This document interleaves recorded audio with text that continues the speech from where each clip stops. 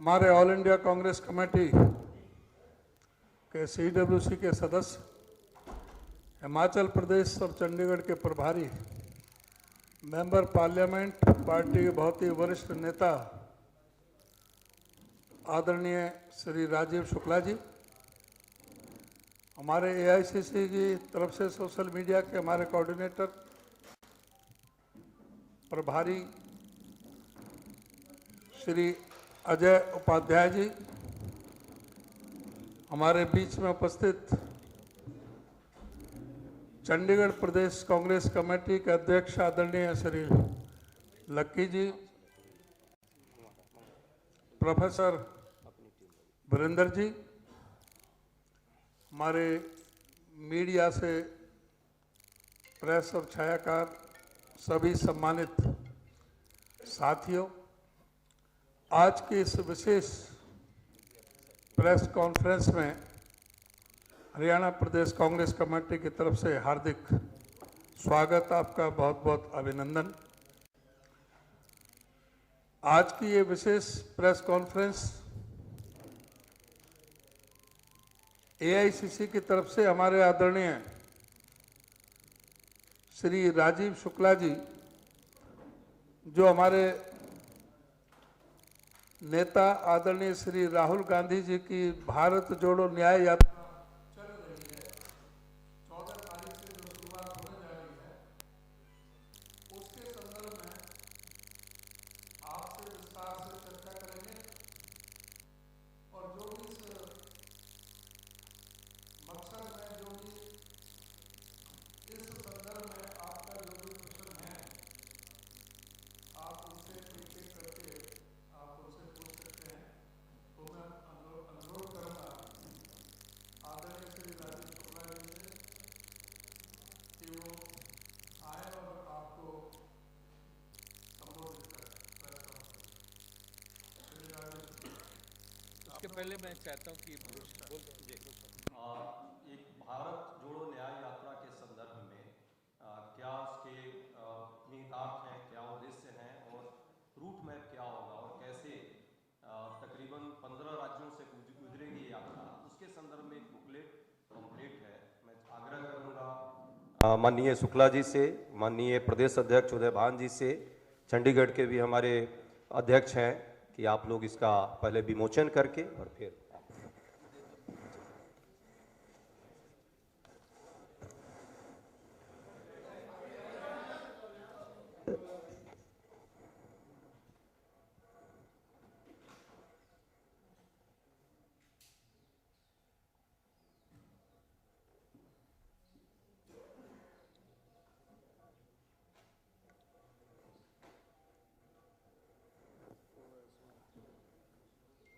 सब कॉपी आप लोगों को मिल जाएगी। धन्यवाद जी।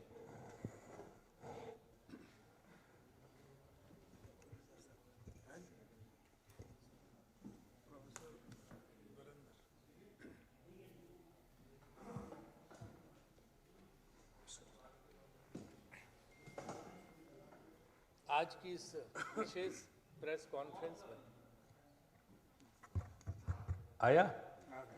आज की इस विशेष प्रेस कॉन्फ्रेंस में आप सबका स्वागत है।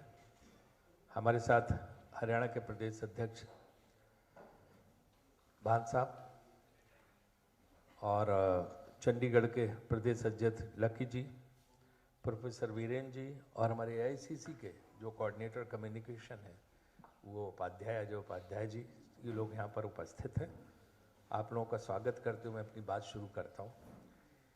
बहुत दिन से न केवल कांग्रेस पार्टी के कार्यकर्ता और नेता, बल्कि आम जन से लगातार राहुल जी से एक आग्रह हो रहा था कि आप पूर्व से पश्चिम तक की यात्रा करिए। उनकी जो दक्षिण से उत्तर भारत तक की यात्रा थी, कन्याकुमारी से लेकर कश्मीर तक, वो बहुत सफल रही और उसका पूरे देश में व्यापक असर हुआ और लोगों ने उनकी इस यात्रा को बहुत सराहा, विदेशों तक में उसकी चर्चा हुई। तो ये यात्रा उन्होंने आखिर स्वीकार की और 14 जनवरी से इस यात्रा की शुरुआत हो रही है मणिपुर से, जो नॉर्थ ईस्ट का, और वहाँ से असम होते हुए और कुछ हिस्से मणिपुर के अन्य राज्यों को, नॉर्थ ईस्ट के अन्य राज्यों को टच करते हुए असम होती हुई और बंगाल और झारखंड, बिहार, उत्तर प्रदेश और हरियाणा नहीं आ रही, वहाँ से उत्तर प्रदेश से राजस्थान में जाएगी, छत्तीसगढ़, मध्य प्रदेश, इसमें सारा डिटेल दिया हुआ कहाँ कहाँ से जाएगी। ये 6,500 किलोमीटर की यात्रा है। तो 15 राज्य, 15 14 जनवरी से है? नहीं, 15 से तो हम अपने हरियाणा में करेंगे। 14 तारीख को राहुल जी मणिपुर से शुरू करेंगे, जो 15 राज्यों से 6713 किलोमीटर की यात्रा है, और 100 जिसमें पार्लियामेंट्री कॉन्स्टिट्यूएंसी जिसमें कवर होंगी, 337 विधानसभा क्षेत्र कवर होंगे। तो वो यात्रा 14 तारीख को मणिपुर से शुरू होगी। 14 तारीख से यात्रा शुरू होगी और इस यात्रा में एक नया शब्द जोड़ा गया है, न्याय। अभी वो भारत जोड़ो यात्रा कर रहे थे, अब भारत जोड़ो न्याय यात्रा, क्योंकि उन्हें लग रहा है कि देश के लोगों को पिछले 10 साल में बहुत सताया गया है। जो केंद्र की सरकार है, उस भाजपा की सरकार ने लोगों को बहुत प्रताड़ित किया है, उनको बहुत, मतलब उनके साथ न्याय नहीं हुआ, अन्याय लगातार हो रहा है। तो उस बात को हाईलाइट करने के लिए इस यात्रा को उन्होंने अपना मुख्य मकसद बनाया है। और आपको पता है कभी से सरकार परेशान होने लगी, मणिपुर परमिशन लेने में, बड़ी मणिपुर में दिक्कत आ रही है, वहाँ से अंतुगत्या उन्होंने परमिशन दी है, अन्य राज्यों में भी। और कल से यात्रा भी शुरू नहीं हुई, कल से भाजपा के राष्ट्रीय अध्यक्ष ने और भाजपा ने यात्रा के खिलाफ बोलना शुरू कर दिया। यही यात्रा की सफलता लगता है कि जब भाजपा इतनी ज़्यादा परेशान हो जाए उनकी यात्रा से कि उन्होंने इस पर हमला शुरू कर दिया है, उस पर बोलना शुरू कर दिया, उसको रोकने के प्रयास शुरू कर दिए हैं, परमिशन न देने की कोशिश कर रहे हैं, तो इससे अंदाज़ा लगता है कि भाजपा कितनी घबराई हुई है इस यात्रा से, उससे पता चलता है। जो न्याय के मुख्य मुद्दे उन्होंने लिए हैं, जिनको लेके वो वहाँ पे पूरी यात्रा में लोगों को बताएंगे, उसमें मुख्य रूप से है एक तो बेरोजगारी, क्योंकि बेरोजगारी 1 करोड़ से बढ़ के 2012 में 1 करोड़ बेरोजगार थे, 4 करोड़ बेरोजगार हो गए। और बेरोजगारी दर पिछले 45 साल में 45 वर्ष में सबसे अधिक हो गई है। तो भयानक बेरोजगारी, जो वादा किया था 2014 के चुनाव में कि 2 करोड़ रोजगार प्रति वर्ष देंगे, वो तो अब तक जो लोगों को 20 करोड़ युवाओं को रोजगार मिल जाना चाहिए, तो शायद 20 लाख युवाओं को, 20 लाख लोगों को भी नहीं मिले। तो इस तरह से जो बेरोजगारी है वो एक मुद्दा है। दूसरा मुद्दा है महंगाई की मार। इन्होंने कहा था हम सब सस्ता कर देंगे, याद है आपको कि हम जब आएंगे तो 40 रुपए में पेट्रोल और 30 रुपए में डीजल बेचेंगे। वो जरा सैकड़ा पार कर गया, 100 के ऊपर चला गया जो है पेट्रोल, और डीजल भी 90 के करीब है, तो वो वादा भी पूरा नहीं किया। इसके अलावा आटा, तेल, चावल हैं, जितनी चीज़ें हैं सब चीज़ें महंगी, महंगाई भयानक देश में चल रही। तो दूसरा मुद्दा इसका महंगाई होगा कि किस तरह से महंगाई से देश की जनता त्रस्त है और जो वादा किया था वो पूरा नहीं किया इन्होंने महंगाई का। तीसरा, किसानों के साथ धोखा। आपने देखा हो कितने किसान धरने पे बैठे रहे, इनके कानों पे जू तक नहीं रहेगी, आखिर में उनको बिल वापस लेना पड़ा। उसके बाद से किसानों से चिढ़ गई है सरकार। तो किसानों के साथ लगातार धोखा चल रहा। आप किसी राज्य में चले जाइए, ना उनको खाद, इन्होंने अपने भाजपा के कार्यकर्ताओं को डीलरशिप दे रखी है सरकारी खाद कंपनियों की, वो ब्लैकमेल खूब कर रहे हैं, काला बाजारी, किसानों को ढंग से खाद नहीं मिल पा रही और किसानों को तरह तरह से परेशान करने की कोशिश हो रही है, जिससे काफ़ी संख्या में किसान आत्महत्या कर रहे हैं। तीसरा मुद्दा किसान का हुआ। चौथा, कमज़ोर वर्ग जो है हमारे SC, ST, OBC, अल्पसंख्यक, इनके साथ ज़बरदस्त जो है भेदभाव चल रहा है। दलितों के खिलाफ अपराध में 46% से ज़्यादा की वृद्धि हुई है। ये रिकॉर्ड सरकारी रिकॉर्ड है, ये हमारे कांग्रेस पार्टी के रिकॉर्ड नहीं है। आदिवासियों के खिलाफ अपराध में 48% की वृद्धि हुई है और ये जाति जनगणना से भी भाग रहे हैं। 5वां पॉइंट, महिलाओं पर अत्याचार है। बेटी बचाओ बना दोषी बचाओ। तो जो बेटियां हैं, जो महिलाएं, उनको बचाने के बजाय जो अपराधी और दोषी हैं उनको बराबर लगातार जो है कि बचाने का प्रयास करते हैं। इसके तमाम उदाहरण आप लोग समय समय पर लिखते रहते हैं कि जो इस तरह के होते हैं तो उनमें कितना ये बचाव करते हैं उनका। और सार्वजनिक स्वास्थ्य, अगर आपको पता हो कोविड को आप लोग भूल गए वो दिन, लेकिन मुझे नहीं लगता कि किसी के दिमाग से कोविड के उस समय की हालात जो है कभी बाहर जा सकते। कैसा सन्नाटा था, अचानक देश में लॉकडाउन लगा दिया। उस लॉकडाउन में लोगों को नोटिस में, हर देश ने जो है 1 हफ्ते का 10 दिन का नोटिस दिया, इन्होंने 4 घंटे के नोटिस पे लगा दिया। लाखों करोड़ों मजदूर जो है पैदल चल के मुश्किल कैसे कैसे अपने घरों में पहुँचे, गांव में पहुँचे, कितने रास्ते में मर गए, कितनी उनको परेशानियां हुई। और जब डेल्टा 2 वायरस आया तो 47 लाख के करीब लोग मरे, और न ये कोई स्वास्थ्य का इंतजाम कर पाए, न ऑक्सीजन सिलेंडर का ढंग से इंतजाम कर पाए। सिर्फ आकर टेलीविज़न पे भाषण और राष्ट्र के नाम संदेश के अलावा और कुछ नहीं होता था। वो जनता ने कैसे झेला आप सबको पड़ा। तो कोविड के वक्त को प्रबंधन और वैसे भी स्वास्थ्य सेवाओं का जो मिसमैनेजमेंट और कुप्रबंधन चल रहा है, वो सारे आप लोगों को पता है कि WHO के अनुमान के हिसाब से 47 लाख लोग मारे गए थे कोविड में यहाँ पे। और जो सबसे बड़ी चीज़, नौकरियाँ कहाँ से मिलती? MSME, जो लघु उद्योग है, लघु उद्योगों का बुरा हाल इन्होंने कर रखा। आप देखें कि जो मैन्युफैक्चरिंग है, जो उद्योग हैं, उनमें जो उत्पादन होता है वो 2014 से लगातार गिर रही है, और 2022 में 13% के सर्वकालिक निचले स्तर पर पहुंच गई है। मैन्युफैक्चरिंग जो हमारी पूरी अर्थव्यवस्था है, GDP, उसमें मैन्युफैक्चरिंग सेक्टर का सबसे कम हिस्सेदारी है। मीन्स कि लोग इंडस्ट्री लगा नहीं पा रहे हैं, परेशान हैं, उनको कोई सुविधा नहीं मिल रही है, और जिनकी हैं उनको तंग कर रही हैं सरकारी एजेंसियां, जिसकी वजह से जो है बहुत व्यापारी और उद्योगपति बेतहासा परेशान है। तो उनकी समस्याओं को भी इस यात्रा में उजागर किया जाएगा। हम इसलिए हमारे यहाँ ज़्यादा से ज़्यादा चीन से सामान का आयात हो रहा है। हम यहाँ पे लोग सिर्फ असेंबल करते हैं और मेक इन इंडिया का दावा करते हैं, चीन से सारी चीज़ मंगा लेते हैं। चीन को इसका लाभ मिल रहा है क्योंकि हमारी मैन्युफैक्चरिंग इंडस्ट्री बिल्कुल नीचे चली जा रही है, गिरती चली जा रही है। हमारे यहाँ उद्योग धंधे उस तरह से लग नहीं रहे, जो हैं वो बंद हो रहे हैं, तो इसका फ़ायदा चीन को मिल रहा है। और गलत योजना वाली GST ने तंग कर रखा है व्यापारियों को। इतने व्यापारी GST से परेशान है क्योंकि ये GST जो उन्होंने लागू की बिल्कुल गलत GST थी, उसमें किसी को राहत नहीं मिली। इन्होंने कहा मैं ऐसी GST ला रहा हूँ, आधी रात को जो है जैसे भारत आज़ाद हुआ था वैसे ही GST वाले दिन संसद में एक समारोह किया गया कि अब बिल्कुल लोग टैक्स के उससे बहुत राहत मिल जाएगी। राहत क्या, इतना रो रहे हैं व्यापारी लोग कि पूछो मत। GST लोगों के लिए एक भयानक जो है अभिशाप साबित हुआ है, एक मुसीबत साबित हुई है, बजाय इसके कि राहत होती, उससे लोग बेइंतहा परेशान हैं। और आपको पता ही है कि नोटबंदी के बाद भी जो लघु उद्योग थे उनको कितना नुकसान हुआ, कितना लोगों को। तो एक मुद्दा उसमें, 7वां मुद्दा ये रहेगा। और 8वां ये है कि जो गरीबों पे वार और कुछ पूंजीपतियों को फ़ायदा देने की कोशिश हो रही है। जो उनके खासम खास पूंजीपति हैं उनको सारे, चाहे हवाई अड्डे हों, चाहे बंदरगाह हों, चाहे बड़ी बड़ी कंपनियां हों, सब उनको देके सिर्फ कुछ लोगों को खरबोपति बनाया जा रहा है। अरबपति कुछ नहीं, खरबोपति बनाया जा रहा है, और बाकी लोगों को, व्यापारियों को, उद्योगपतियों को तंग किया जा रहा है।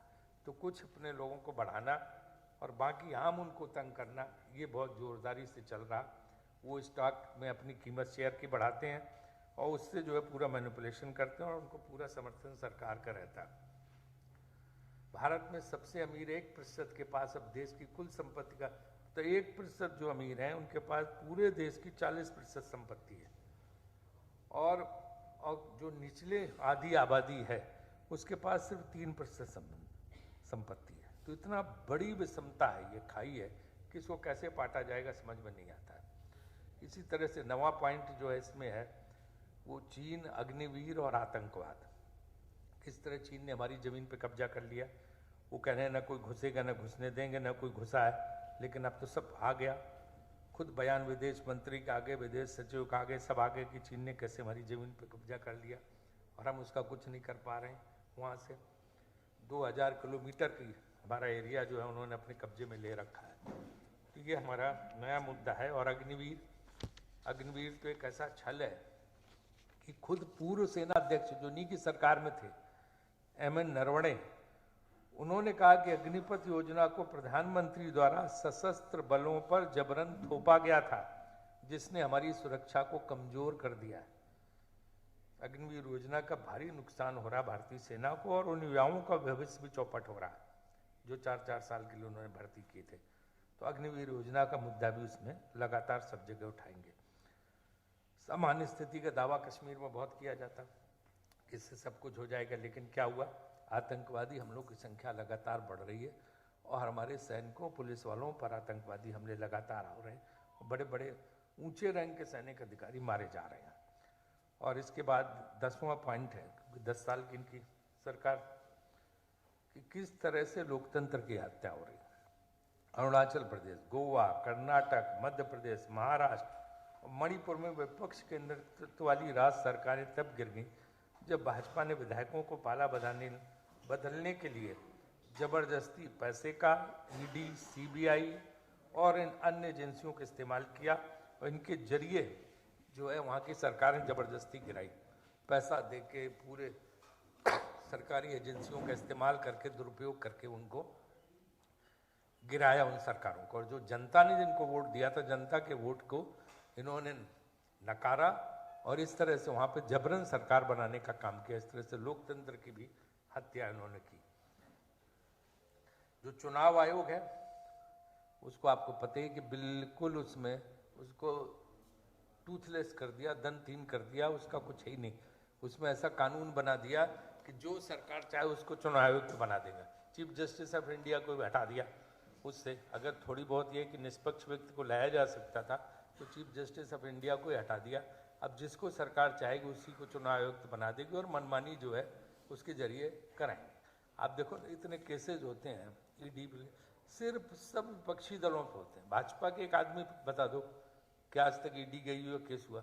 खुलेआम वीडियो कैसेट टेप घूमते रहते हैं। केंद्रीय मंत्री का मध्य प्रदेश का टेप गया था, जब वहाँ चले गए उनके बेटे का खुलेआम, चंडीगढ़ से भी कनेक्शन था उसमें, आपने सुना होगा टेप में। लेकिन इसके बाद भी कुछ नहीं हुआ और किसी का कुछ भी ना हो तो उस पर भी झूठ बयान दिला के ईडी के जरिए उसको परेशान करना।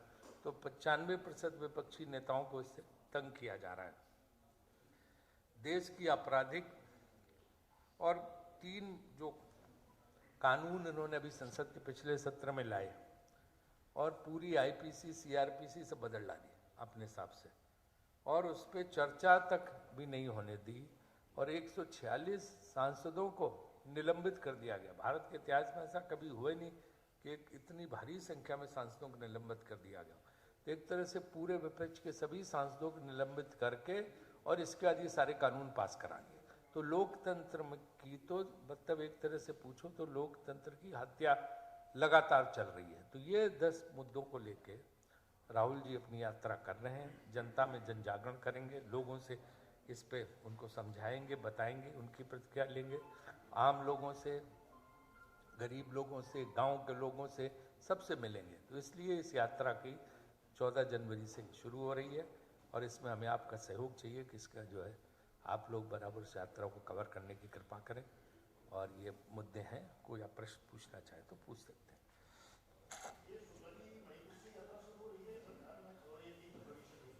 नहीं, मणिपुर से जो है अब उसकी परमिशन दी है उन्होंने, लिमिटेड वो लगा के, कई उसमें शर्तें लगा के उन्होंने इसकी अनुमति दी है। नहीं, वो कि भीड़ इकट्ठा हो गई और उससे लैंड ऑर्डर है, धारा 144 लगानी पड़ेगी, ये करना पड़ेगा, ये सब वही जो बहाने होते हैं। 1000 से ज़्यादा आदमी इकट्ठे ना हो। हाँ, वो बहाने जो है वही लगा के।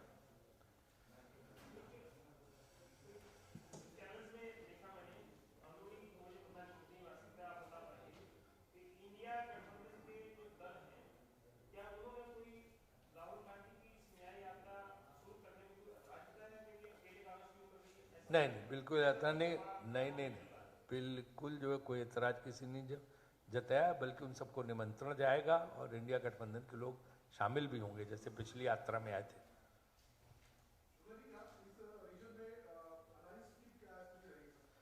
नहीं, अलायंस का काम चल रहा है। जो ग्रुप कमेटीज बनाई गई, कमेटी लोगों से बात करनी, बारी बारी से सबसे बात हो रही है और बहुत मजबूत अलायंस बनेगा। तो ये आप समझ लीजिए, वो तो वहाँ तब तय होगा जब इंडिया अलायंस का जो वो है, जो एपेक्स बॉडी है, वो तय करेगी वहाँ पे कि कहाँ क्या अलायंस क्या होगा, कैसे सीट एडजस्टमेंट होगा। अभी उनसे नेगोशिएशन शुरू हो गए, बात शुरू हो गई। कांग्रेस पार्टी ने एक ग्रुप बनाया है, वो ग्रुप उन लोगों से बात कर रहा है, जिसमें कई लोगों से बात हो चुकी है, और इसका फाइनल डिसीजन जो है, जो एपेक्स बॉडी है, वो लेगी।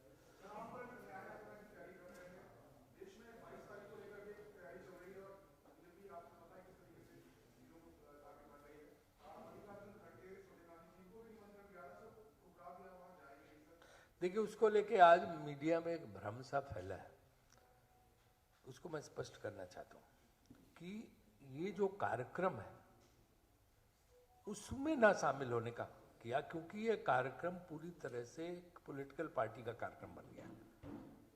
भगवान राम को राजनीति में घसीट के पॉलिटिकल पार्टी का कार्यक्रम बना। कौन मंदिर बनवा रहा? मंदिर बनने किसकी वजह से मंदिर बन रहा? सुप्रीम कोर्ट की वजह से। सुप्रीम कोर्ट के आदेश में मंदिर बन रहा। कांग्रेस ने शुरू से ही कहा था कि जब अगर सुप्रीम कोर्ट का आदेश आ जाएगा तो हम उसको मानेंगे। जिस दिन कोर्ट का आदेश आया, कांग्रेस की वर्किंग कमेटी की मीटिंग हुई, उसमें उन्होंने स्वागत किया कि अयोध्या में भव्य मंदिर का निर्माण होना चाहिए।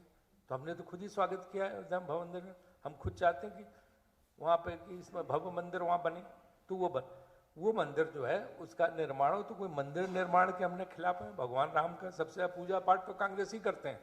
ये सब तो सिर्फ जो है कैमरा लगा के पूजा करते हैं कांग्रेसी जो है। एक मिनट, तो उसमें जो है उस कार्यक्रम में न जाने का इन लोगों ने कहा है कि हम उस कार्यक्रम में नहीं शामिल होंगे, क्योंकि एक तो आधा अधूरा मंदिर अभी बना, जो शास्त्रों के हिसाब से जो है मंदिर पूर्ण नहीं हुआ, लेकिन जल्दबाजी में लोकसभा चुनाव की वजह से फटाफट जो है उसका उद्घाटन करने के चक्कर में। दूसरा जो है कि ये एकदम राजनीतिक कार्यक्रम कर दिया, भाजपा ने अपना कार्यक्रम बना लिया। बाकी उसके बाद सब कांग्रेसी जाएंगे दर्शन करने, उन पर कोई रोक नहीं। जो भी कांग्रेसी जाएंगे, सब जिसको देखना सब जाएंगे, विपक्ष के लोग भी जाएंगे, कांग्रेसी भी जाएंगे। राम मंदिर जाने में किसको क्या है? तो सुप्रीम कोर्ट का आदेश बन रहा, जनता के चंदे से बन रहा, उसमें ना भाजपा का पैसा लगा है और ना जो है उनके आदेश पे बन रहा, सरकार के आदेश पे बन रहा, सुप्रीम कोर्ट के आदेश पे बन रहा है। 1 सेकंड, सुप्रीम कोर्ट के आदेश पे बन रहा है और जो है जनता के चंदे से बन रहा। तो हम भगवान राम के दर्शन करने तो सब जाएंगे। वो जो उस दिन का कार्यक्रम है, सिर्फ उसके लिए जो है ये मना किया कि चूंकि पूरी तरह से ये राजनीतिक कार्यक्रम बना दिया है, इसलिए हम नहीं जाए। अब जैसे शंकराचार्य है, शंकराचार्यों ने विरोध किया, तो क्या शंकराचार्य भगवान राम के विरोधी हो गए क्या? उनका कहना है कि शास्त्रोक्त ढंग से जैसे होना चाहिए, जो हमारे यहाँ परंपराएं हैं, उस ढंग से नहीं हो रहा। वहां जाके हम अपना अपमान नहीं कराएंगे कि पॉलिटिकल लोग मूर्ति का उद्घाटन कर रहे हैं, जो मंदिर बन रहा। तो ये वो मुद्दा है सर। कांग्रेस कोई बहिष्कार नहीं कर रही राम मंदिर का, वो जाके भगवान राम के दर्शन करें, अयोध्या जाएं, कोई रोक नहीं। उस दिन के कार्यक्रम की सिर्फ बात है, एकदम स्पष्ट कर देना चाहता हूं मैं।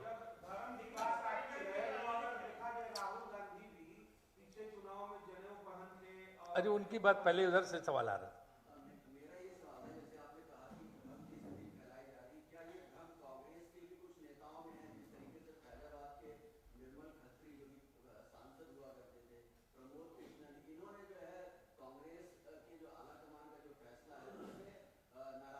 क्योंकि वो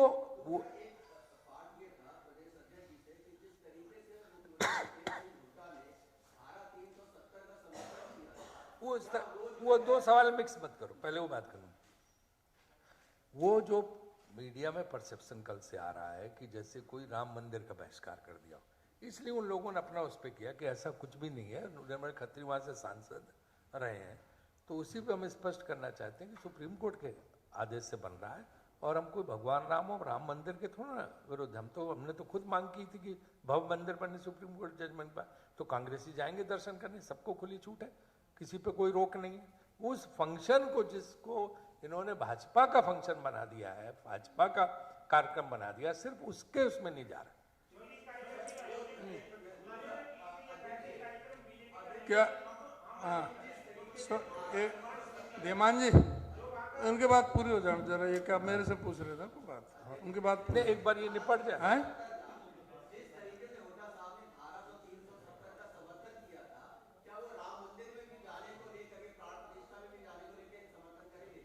बता तो दिया ऐसा है, अभी शुक्ला जी ने काफी विस्तार के साथ बताया, भगवान राम सबके हैं, राम सबके हैं, सब में राम है। सभी सुबह उठते उठते सबसे पहले राम राम करते हैं। राम के विरोध में कोई नहीं है। अब आपको ये पूछना चाहिए कि हमारे हिंदू धर्म में, सनातन धर्म में सबसे बड़े कौन हैं? हमारे 4 पीठ हैं, 4 शंकराचार्य हैं। उनसे बड़ा कोई शास्त्रों का ज्ञाता नहीं है, विद्वान नहीं है, और उनकी बात को हिंदू शास्त्रों के मुताबिक अंतिम बात मानी जाती है। वो चारों शंकराचार्य वहां पर क्यों नहीं जा पा रहे हैं? क्यों उन शंकराचार्य जी ने ये कहा है कि आधा अधूरा मंदिर शास्त्र सम्मत नहीं है प्राण प्रतिष्ठा करना आधा अधूरा मंदिर में? ये शंकराचार्य जी ने कहा है कि आधा अधूरा मंदिर की प्राण प्रतिष्ठा शास्त्र सम्मत नहीं है। तो ये जब शंकराचार्य जी कह रहे हैं, शंकराचार्य जी से बड़ा कोई हिंदू धर्म में बड़ा वो नहीं है। ये भी कहा है कि मेरा अपमान होगा। और ये भी कहा उन्होंने कि वहां पर राजनीति हो रही है, हम वहां पर ताली बजाने नहीं जाएंगे। अपमान हमारा, ये अपमान है। और ये जो है, अब जो ये जो प्रेस कॉन्फ्रेंस है, आप मुद्दे की बात करो। जिस मुद्दे के लिए यहाँ पर प्रेस कॉन्फ्रेंस की गई है, राम मंदिर के बारे में आपने बात की, वो हमने स्थिति स्पष्ट कर दी है, उसको बात को आप रखें। और जो आज का जो संदर्भित जो मामला है, जो भारत जोड़ो न्याय यात्रा से संबंधित, जिसके लिए शुक्ला जी आपके बीच में आए हैं, उससे संबंधित जो भी प्रश्न है वो आप करिए।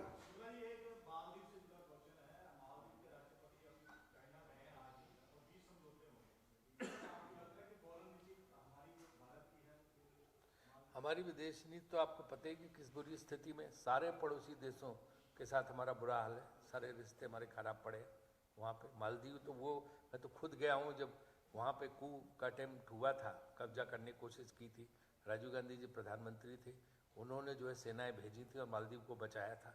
उसका उसमें जो आपकी तरह कुछ जर्नलिस्ट भी गए थे, उसमें मैं भी था, मैंने भी जाकर वहाँ स्थिति देखी थी कैसे भारतीय सेना ने पूरे मालदीव को बचाया वहाँ पे। तो मालदीव से हमारे बड़े प्रगाढ़ संबंध रहे हैं, और उन संबंधों में इस तरह की खटास आना हमें लगता कहीं ना कहीं हमारा डिप्लोमेटिक फेलियर है।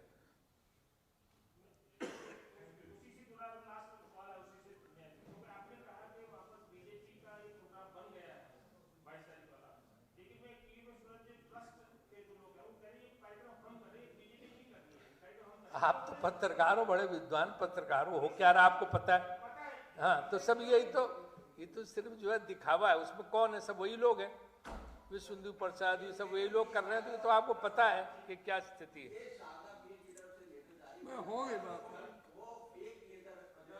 अरे उनका वीडियो है शंकराचार्य जी का, पूरी के शंकराचार्य जी का वीडियो नहीं देखा भाई? आपने जो चलाना, आप अपने हिसाब से चलाओगे वो चलाएं।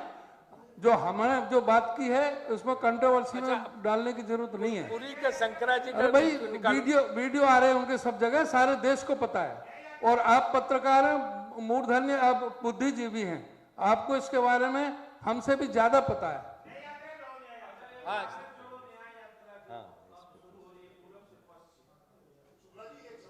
एक मिनट, राय साहब को जानते हो ना? इनको तो आप कई सालों से आप झेल रहे हैं इनको। आप बोलिए।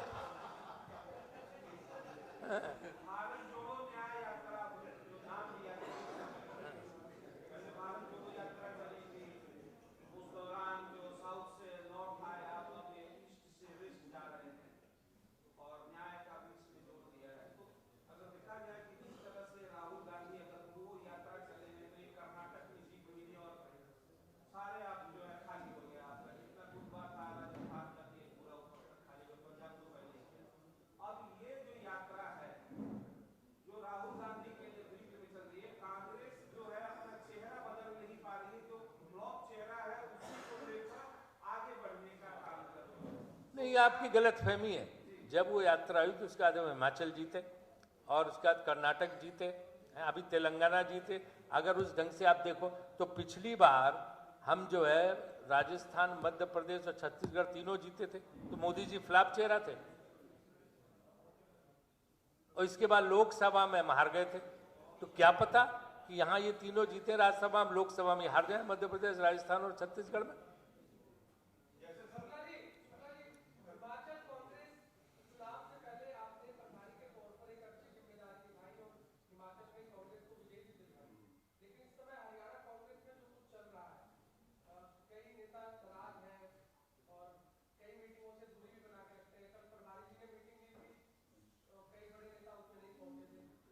अच्छा एक बात बताइए मुझे, आप तो काफी अनुभवी पत्रकार हैं, एक पार्टी ऐसी बता दीजिए जिसमें नेता नाराज न हो और थोड़ा बहुत ही आपस में मनमुटाव न चलता हो, गुट न चलता हो, बता दो कौन सी पार्टी है?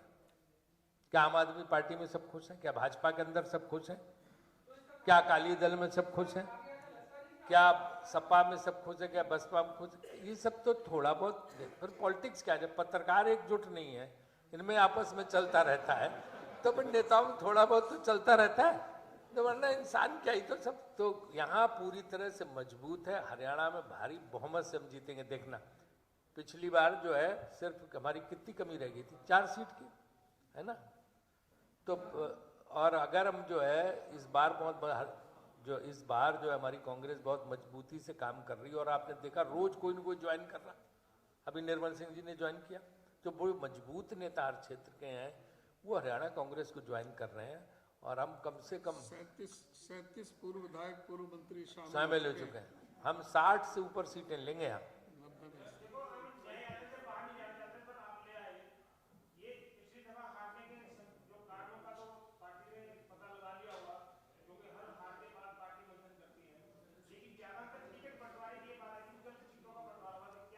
नहीं, टिकट बंटवारा कोई गलत नहीं होगा, सर्वे के आधार पर टिकट मिलेंगे लोगों को। हाँ बिल्कुल। अभी न्याय यात्रा वाला तो आप देख लो यार, इसमें पता चले, चाय पियो चल के।